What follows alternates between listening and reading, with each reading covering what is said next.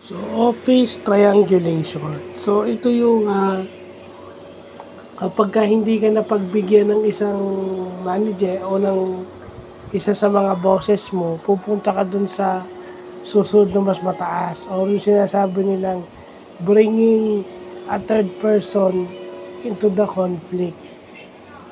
No, office triangulation. Ito yung kadalasang cause ng misunderstanding sa office o sa working environment. So may tawag pala sa ganun kapag pag hindi ka napagbigyan, lalapit ka sa ibang tao and then kung ano-ano sasabihin mo. So, buti sana kung advice hinihingi.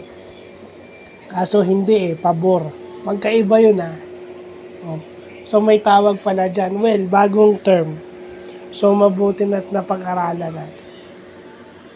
So, hindi kahit saan naman yan. Halimbawa, may makakasama kayo sa trabaho, hindi kayo magkaintindihan ng isa, lalapit ka doon sa isa, then pati yung nakausap mong bago, kasama na siya doon sa gulo nyo.